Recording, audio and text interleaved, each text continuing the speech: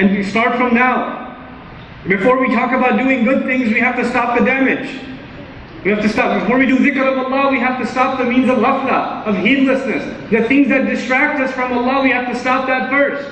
Then we talk about remembering Allah Azza wa Jal. So now, from now, prepare yourselves. There's going to be 30 good days where you're not going to distract yourself with video games, not with movies, not with cartoons, not with TV episodes, nothing. You're going to cut it. And if you, the children, are going to cut it, obviously that means the parents and the adults.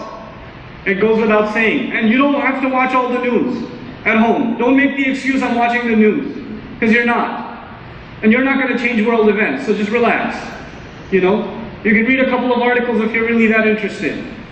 But the first thing for the kids, get rid of the video games this month. I'm not saying for life. I know you can't survive. It's like oxygen for some of you. But it's going to be hard. But do it. This is part of you perfecting this month.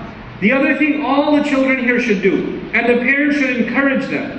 All the children here should do this. You should have a goal to memorize a certain amount of Quran this month.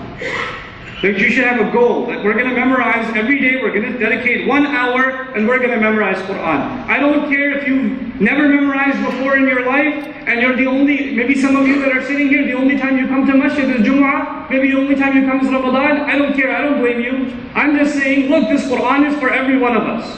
It's for your family. Whether you come to the masjid or not, the Quran has a right over you and over your children. So you have to make it a point to memorize Quran.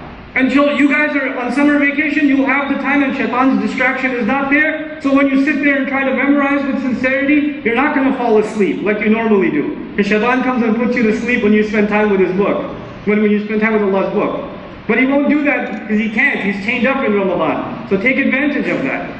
Some people don't even know how to memorize. It's not going to be a khutbah about teaching you how to memorize, but there are simple things you can do. Just read one ayah. If you don't know how to recite properly, download a good recitation, a good slow recitation. There are endless all over the web, right? Listen to a recitation of one ayah, read it properly, read it 10 times. Look at it and read it 10 times. Then don't look at it and try to read it 10 times. Then read the next ayah 10 times. Then try to read both of them together 10 times, like that. Look at it and read it 10 times, then don't look at it and read it 10 times.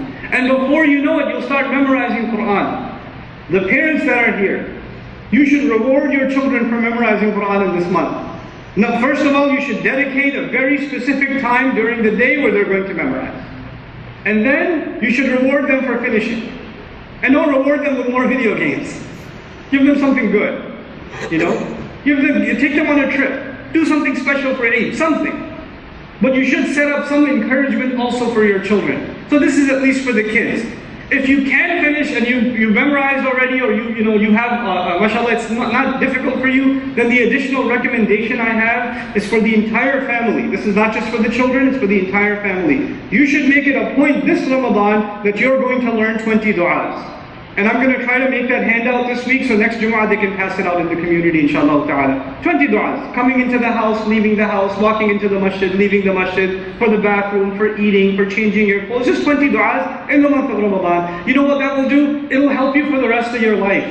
So when you're doing these things daily, you're going to find it easy to remember Allah. We all have those books of du'as, but they have to be in our head and in our heart, not on paper. We have to memorize those du'as, right? So Quran memorization, make that a project for your family, and du'a memorization if you have time. That would be really beneficial for all of you.